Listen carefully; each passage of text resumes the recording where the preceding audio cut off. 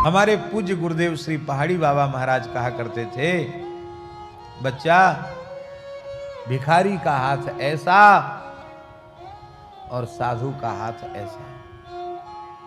महाराज जी कहते थे भिखारी का हाथ ऐसा और साधु का हाथ ऐसा। वो कहते थे मुंह से न कहे, संसार के किसी भी व्यक्ति से कुछ भी लेने की इच्छा संकल्प यदि तुम्हारे मन में उत्पन्न हो गया तो तुम तत्काल साधुता से नीचे गिर गए, भ्रष्ट हो गए और तुम भिक्षुक हो गए, भिखारी हो गए। और महाराज कहते थे कि कभी कोई साधु महात्माओं को ये नहीं कहता, भले ही वो मधुकरी मांग के खाते हैं, फिर भी लोग ये नहीं कहते आइए भिखारी जी महाराज। ये बोलता है कोई? क्या कहते हैं? आओ महाराज, आओ महाराज। भिखारी जी कोई नहीं बोलता है। मांगते भिखारी भी हैं और मांगते संत भी हैं, पर संत को भिखारी नहीं कहते, क्योंकि भिक्षान्न प्राप्त करना यह तो देह धर्म का पालन है, वो याचना नहीं है। लेकिन इस देह के लिए जो अत्यंत आवश्यक है, उस अन्न आदि की भिक्षा के अतिरिक्त कुछ भी लेने की इच्छा रखने वाला तत्काल अपने पद से, पथ से और पद से नीचे गिर गया। इसलिए किसी से कुछ लेने की इच्छा न करे। और महाराज अपने जीवन की घटना सुनाते थे बाबा। ये बात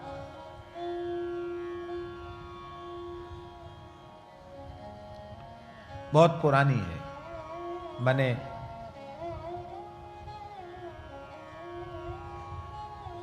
अनुमान है लगभग सन 37-38 की बात होगी, 1937-38 की बात होगी। अंग्रेजी शासन तो था ही, और पहाड़ी बाबा खाकशोक आश्रम में पुराना मंदिर था और झोपड़ा बने हुए थे, उन्हीं में संतों के आसन थे। अब झोपड़ा बार बार बदलने पड़ते थे, बरसात के बाद फिर उसको सुधारना पड़ता था। और कुठार पक्का था और ठाकुर जी का मंदिर बस, और बाकी सब कच्चा था। तो कुछ भगत लोग आते थे ग्वालियर के और बार बार कहते बाबा कछु सेवा बताओ। तो महाराज जी के मन में आया कि चलें, भक्त को कहें कि तुम बार बार सेवा के लिए कहते हो तो हमारे स्थान में टीन सेट डलवा दें, तो संतों को सुविधा हो जाएगी। तो सवेरे ठाकुर जी की सेवा करके चले।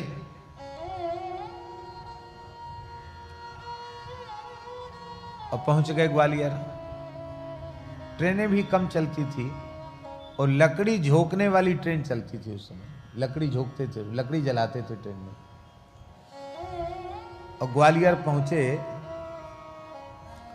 जिस व्यक्ति के यहां पहुंचे कुछ लेने की इच्छा से, वो वैश्य थे, अपनी गद्दी पर बैठे थे। महाराज जी जैसे ही पहुंचे, आओ आओ महाराज, आओ महाराज पधारो। तुरंत उन्होंने अपनी गद्दी पे सेठ जी ने कंबल बिछा दिया, विराजो महाराज। महाराज जी बैठ गए। कहो कैसे पधारे? महाराज जी ने कहा बार बार कहते थे कि हम कुछ सेवा बताइए, तो हमारा मन है कि टीन सेट यदि डल जाए जहाँ झोपड़ा है तो बार बार परेशानी नहीं होगी संतों को। तो इतना सुनते ही वो जो महानुभाव थे उन्होंने महाराज जी की तरफ तो पीठ कर लिया और वो और व्यवहार की बातों में व्यस्त हो गए। चाहे ग्राहकों से या अपने मुनीम वगैरह से चर्चा करने लगे। महाराज जी को उत्तर नहीं दिया, उधर पीठ कर लिया। और महाराज जी तो बहुत स्वाभिमानी भी बहुत थे, वो तो नरसिंह भगवान थे। हम तो उनको नरसिंह भगवान के रूप में ही अनुभव करते थे। वो कहाँ इतनी देर बैठने वाले और सहन करने वाले। जैसे ही भगत ने पीठ दिखाई सोई महाराज जी उठे, 5-7 मिनट में ही वहां से उठ गए। थोड़ी देर तो प्रतीक्षा किया कि शायद जरूरी बात हो, लेकिन देखा इसने बिल्कुल उपेक्षा कर दी। तो महाराज वहां से उठे और पैदल चल करके रेलवे स्टेशन पहुंचे। फिर रेल में जो भी रेल तैयार थी बैठ करके फिर मथुरा आए। मथुरा से पैदल चल के वृंदावन आए। तो सवेरे केवल बाबा ठाकुर जी का चरणामृत लेके गए थे, कुछ खाया पिया नहीं था। और रात्रि को लौट के आए तो 12 बज गए। मथुरा से पैदल चल के आए वृंदावन, तो रात्रि को 12 बजे स्थान में पहुंचे। बीच में कहीं जल भी नहीं पिया था उन्होंने।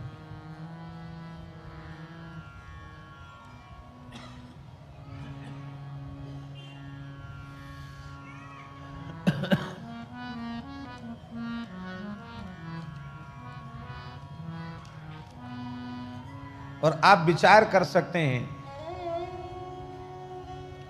महीना भी जेठ का था, तो ज्येष्ठ मास में कितनी गर्मी होती है। महाराज ने दिन भर पानी नहीं पिया और वहां लौट के आए।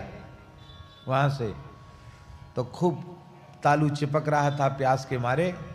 तो कुआं से बाल्टी खींच, अभी भी कुआं है वहां खाक चौक में, कुआं से पानी खींच करके महाराज जी ने खूब स्नान किया पहले तो,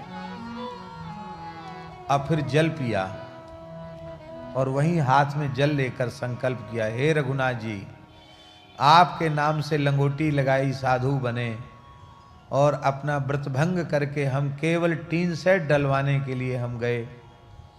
अब हम ये प्रतिज्ञा करते हैं आपके चरणों में कि जीवन की अंतिम श्वास तक कभी किसी संसार के मनुष्य से क्या चले, किसी से भी कुछ भी लेने की इच्छा नहीं करेंगे।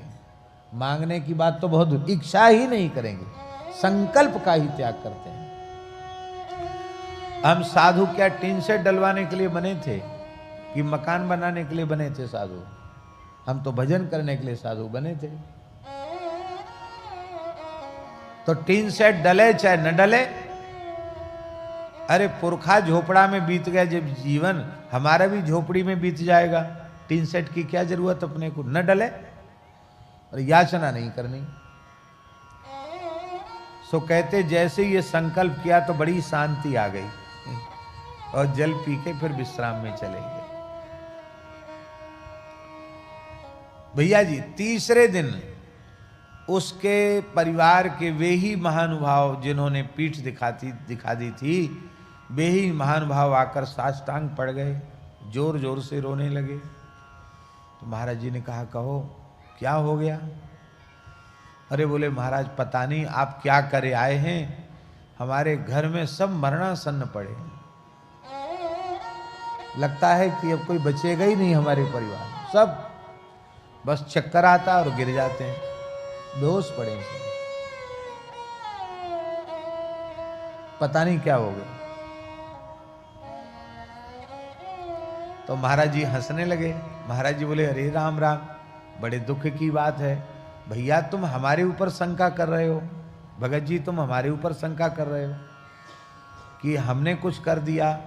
तो हमने कभी आज तक किसी भी प्राणी के अनिष्ट का चिंतन अपने मन से नहीं किया, और हम न कोई जादू टोना वाले हैं और ना हम तंत्र मंत्र वाले हैं, हम तो सीधे साधे राम राम करते हैं। तो अब राम जी की लीला राम जी जाने। हाँ ये बात जरूर है, इतनी बात जरूर है कि हम गए थे बड़ी आशा से और हमारी आशा पूरी भई नहीं, तो हमें बड़ी पीड़ा तो भई, दुख तो हमको हुआ, और यहाँ लौट के हमने पानी पिया, और लेकिन अब हम बड़े सुखी हैं। क्यों? हमने निश्चय कर लिया कि हमें कुछ करना ही नहीं, भजन छोड़ के दूसरा काम नहीं करना, अब किसी से कुछ मांगना नहीं है, इच्छा भी नहीं करनी है। बोला महाराज वो बहुत बड़ा अपराध हो गया महाराज हमसे, क्या करें, हमारी बुद्धि मारी गई, आप कृपा करो, हमें 2 हाथ जगह बताओ, हम कुछ टीन सेट में तो फिर गल जाएगा, पक्का बना देंगे, 2 हाथ जगह बता दो।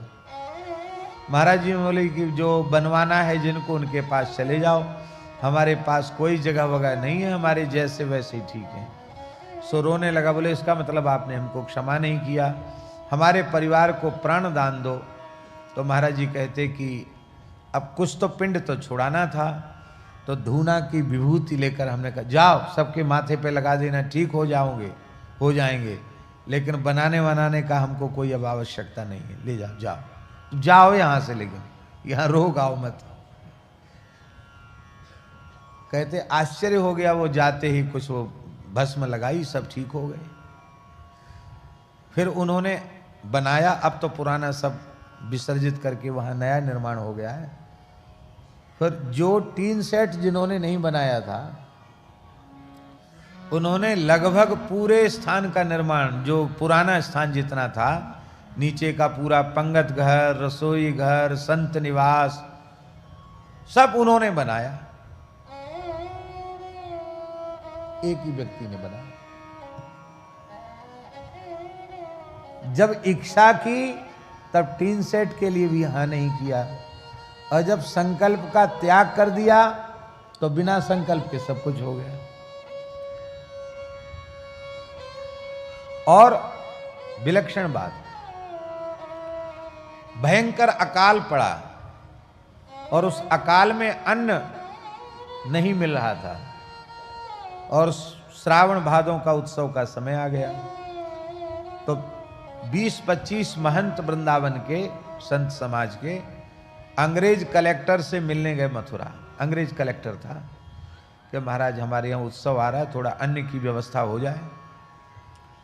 तो अंग्रेज कलेक्टर बोला हम कुछ नहीं सुनेगा, जो गेहूं खाएगा वो गोली खाएगा, जो गोली खाएगा वो गेहूं खाएगा, कह के भीतर चला गया। माने उसके कहने का मतलब था कि तुमको गेहूं खाना है साधुओं को तो गोली खाओ, माने फौज में भर्ती हो जाओ, युद्ध करो, लड़ाई लड़ो तो रोटी खाने को मिलेगी, नहीं तो नहीं मिलेगी। जो गेहूं खाएगा वो गोली खाएगा, जो गोली खाएगा वो गेहूं खाएगा। ये बात है सन 1942 की। महाराज जी ने कहा रे राम राम बताओ, हम 10-20 महंत गए और उसने ऐसे कह दिया, अधिकारी ने। लौट के आए तो सब तो अपने उनके ऊपर प्रभाव नहीं, महाराज जी के चित्त पर बड़े जल्दी प्रभाव पड़ जाता था। महाराज जी लौट के आए, बोले अरे राम राम, हम राम जी के सहारे राम जी का दरबार छोड़कर एक अंग्रेज के पास गए अन्न मांगने के लिए, है धिक्कार है तुमको। राम राम राम राम, लोगों के बहकावे में आ गए। अब अन्न का आज से त्याग कर देते हैं। 1942 में उन्होंने अन्न का त्याग कर दिया और 2003 तक अन्न का स्पर्श नहीं किया। मध्याह्न में 24 घंटे में एक बार 1.5 छटाक साग और शाम को 1.5 पाव दूध, यही उनका 1942 से लेकर और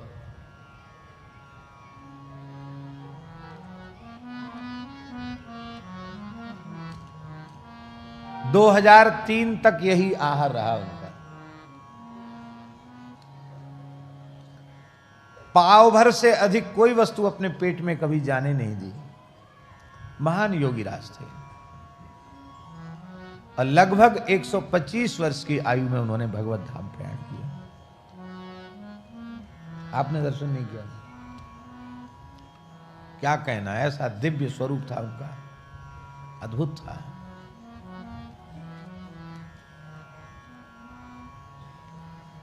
और रसोई रोज बनाते थे ठाकुर जी के अपने हाथ से। रसोई 8 फुलका भगवान के लिए बनाना, साग बनाना, दाल, सब रसोई पूरी बनाते थे। ठाकुर जी का साग का प्रसाद थोड़ा सा लेते थे, बस अलग से कोई फलाहार नहीं, सब्जी प्रसाद, वही 1.5 छटाक साग, 1 छटाक हाथ में ले ली, फिर ठाकुर जी की कटोरी से फिर आधी छटाक ले ली, ऐसे पा गए, हो गया उनका फलाहार। ये उनका फलाहार था।